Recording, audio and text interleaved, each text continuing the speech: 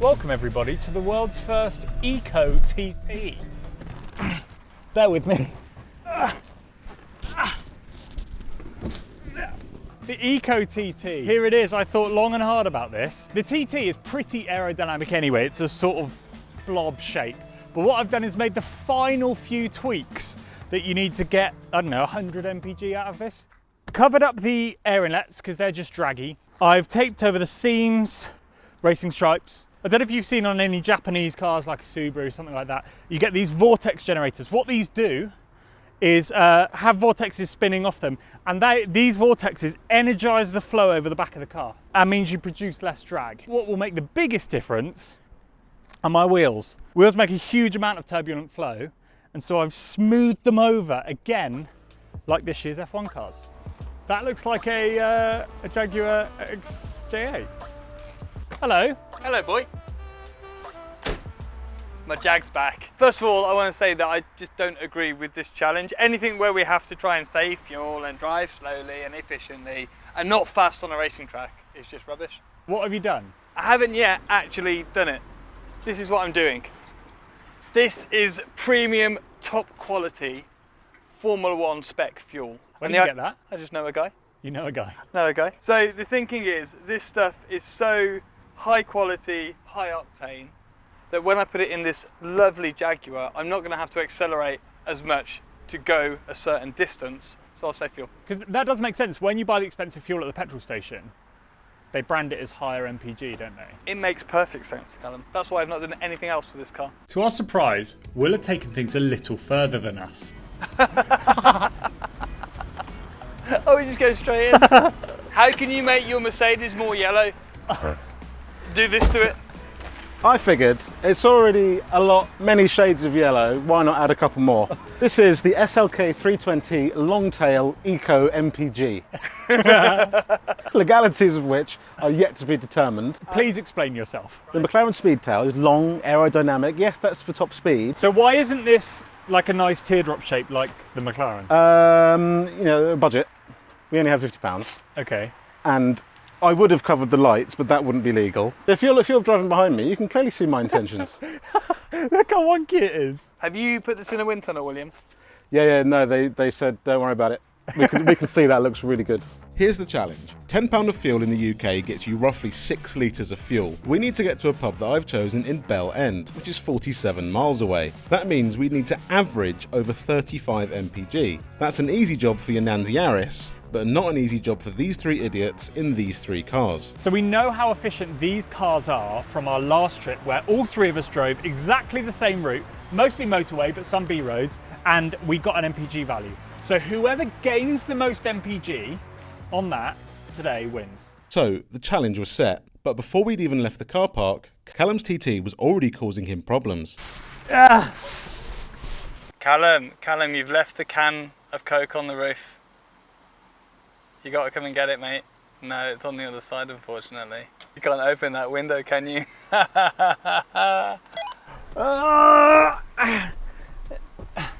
No.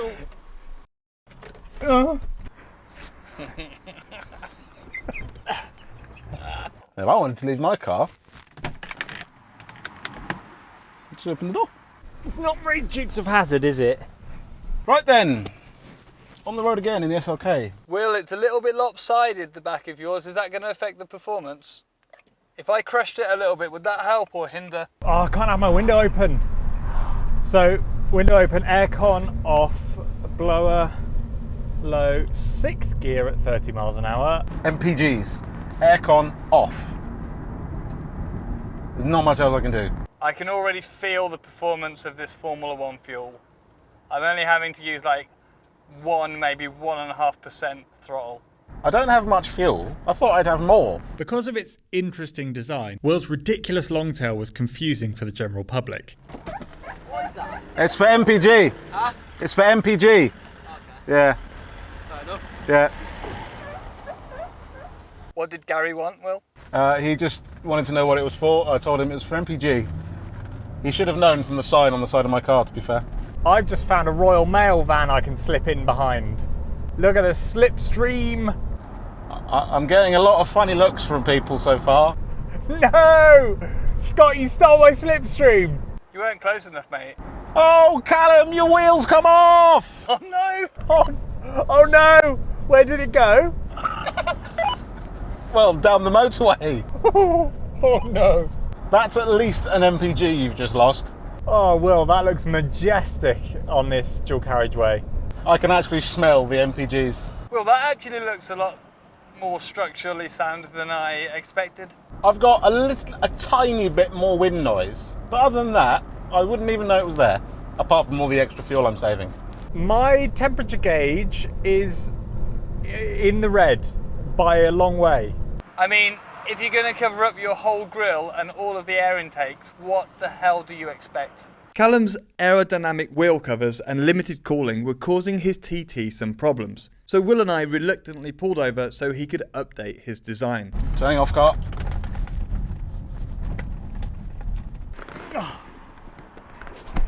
Oh, I'm getting really tired of this now.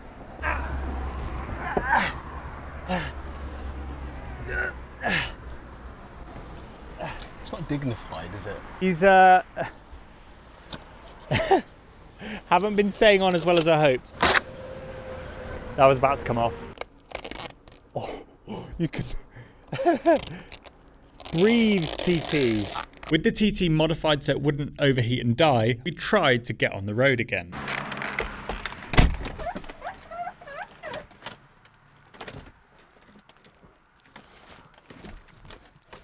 No, don't do this. My key has fallen apart. So, okay, I think I've managed to bodge that. Yeah, see that? Oh, I fixed.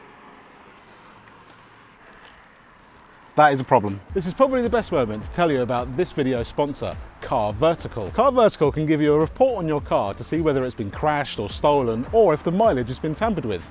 Like Callum's TT. Car Vertical can save you a bunch of time when you're going to look for a used car. It gives you all the information you need to see if a car is actually worth going to look at to make sure it hasn't been smashed to bits in the past. It actually works in 25 different countries, and it can check if a car has been imported and if it's been stolen or damaged in another country. So this is the report on Scott's Jag, and surprisingly it comes back quite clean.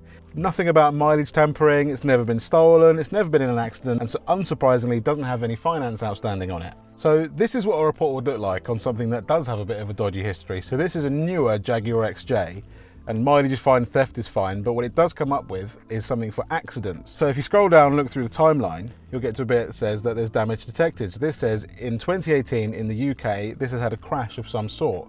And then also, again, because it can check other countries, it's had a crash in Poland as well. So I mean, this is all information that's really, really useful when you're buying a used car. So if you use the link in the description of this video, Car Vertical will give you 10% off of your report. So let's get back into the video.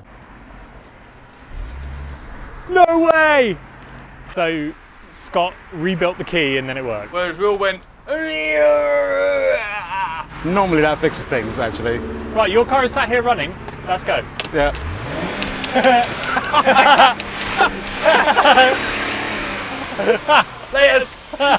Right. Back on the bloody road again then. So now my car is getting the air it needs. It should cool down. It's still quite high, even though it's been off while Will did that. This could solve electric cars. You don't need to buy a Taycan like that, or a Tesla. Just get yourself a little SLK, V6, lovely creamy smooth engine as told to me by John. And put a longtail on the back. I'm going to rear end Callum! my range is down at 7 miles. Mine is lying to me saying I'm doing 30 mpg. I'm doing far more than that. My fuel gauge is moving much quicker than I thought it might have. Think eco. Think polar bears. I've got 1 mile of range left already. 1 mile? Oh, it's just gone back up to 2. I'm generating fuel. Saving precious drops of fuel means you can't really drive quickly, and our slow-moving convoy was causing some problems. Well, have you seen the size of the queue behind you? The plus side is, not only are we saving fuel, but we're saving them fuel as well. Oh, another bloody hill. Earlier, you didn't care about this, Scott. I was just thinking that. I do care and I don't care. I want to beat you two, but I just hate this stupid game. Just a few minutes until our first stop, Scott was already getting impatient. No, Yes. No. Slipping behind there. Make me break. Oh no, he's done me round the outside!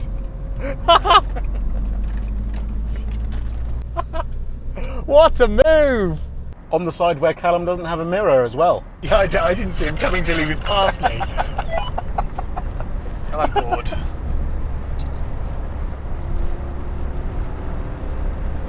Bye, Scott.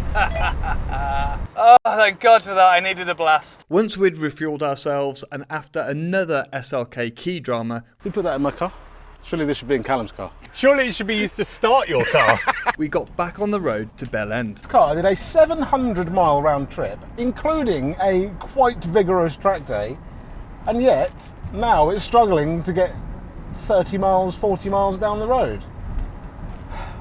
I trusted this car too much. More length equals more problems. And I don't say that often, nor do I say it lightly. Will, without being too kind to your bodywork skills, although it's wonky and looks very bizarre, it's not moving, it's rigid. It is absolutely solid. I've never seen anything harder. A huge chunk of our Scotland trip was spent on the motorway. So to really test these cars, I made sure this route would completely avoid motorways. And Callum wasn't pleased with my choice. What is this route you've picked, Will? It's to test MPGs through town. I believe it to be called urban.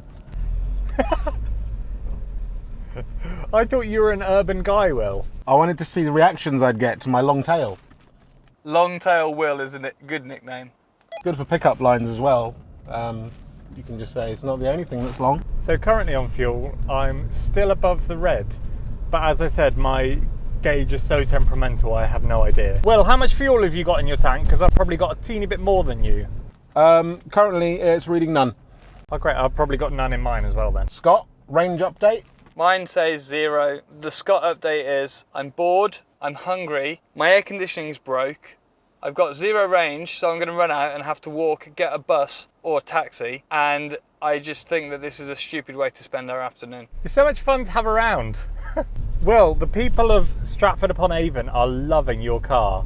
I've seen so many people like stop walking and turn and look at it. A quick update. 25 miles to go. My fuel gauge reads 0. So there's the fuel light, and then there's the 0, and I am on the 0. This is what electric car people feel like. They're like, oh, I've got 3 miles of range left. In case we'd already forgotten, Scott was feeling bored. Prefer to be in Lidl than doing this. I hate shopping.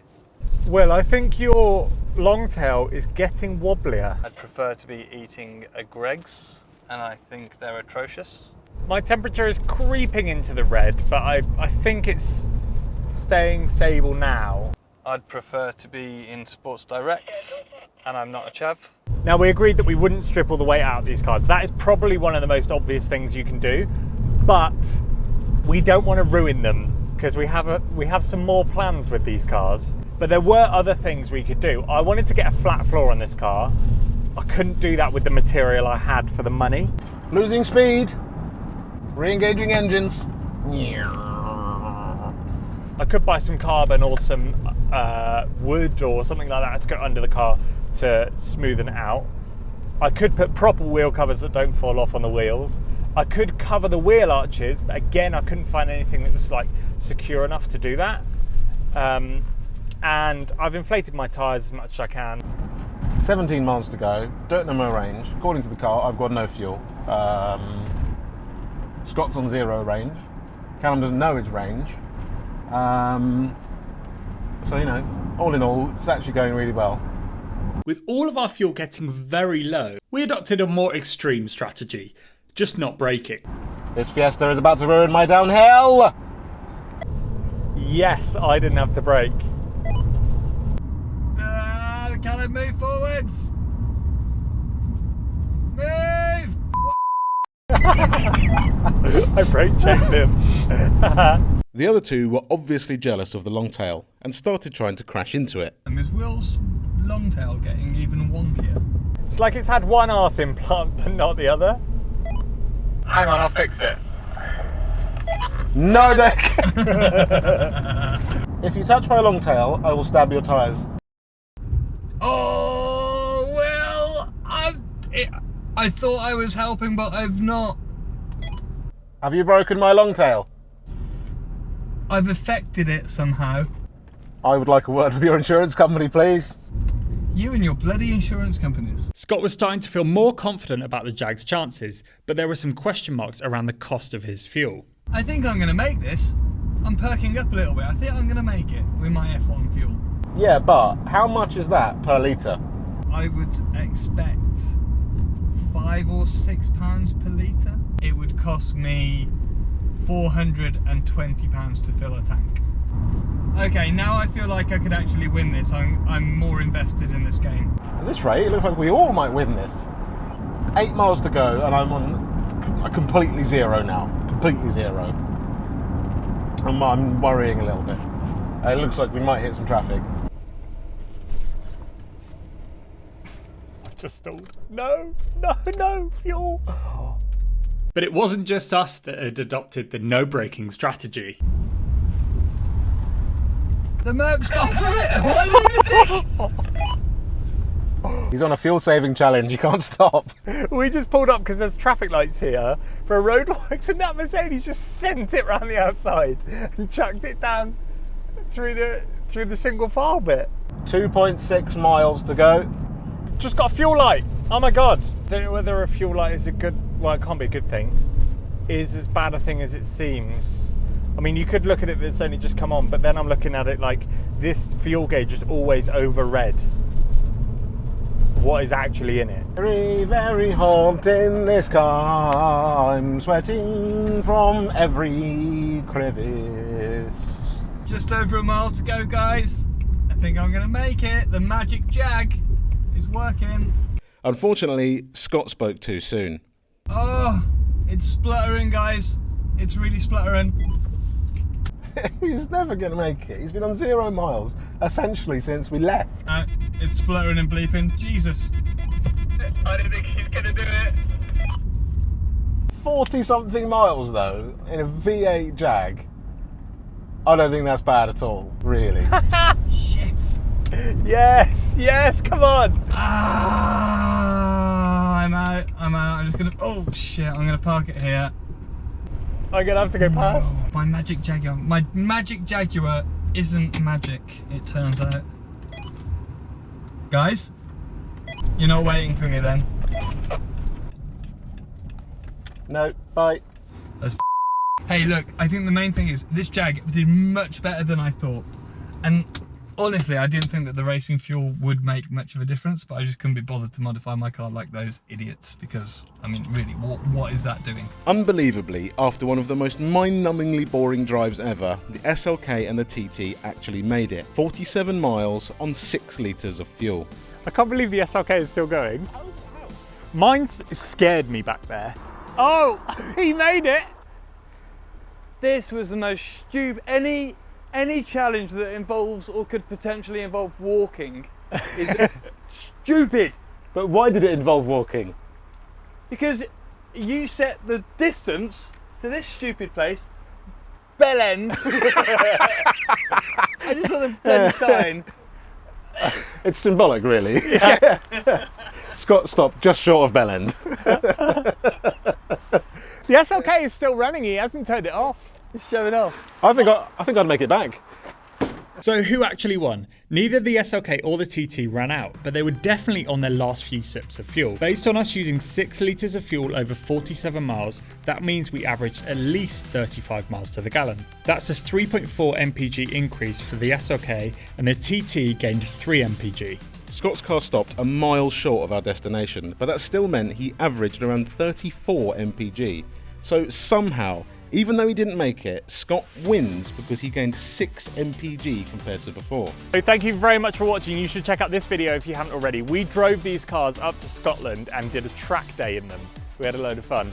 Make sure to check that out, like and subscribe, and we'll catch you in the next one.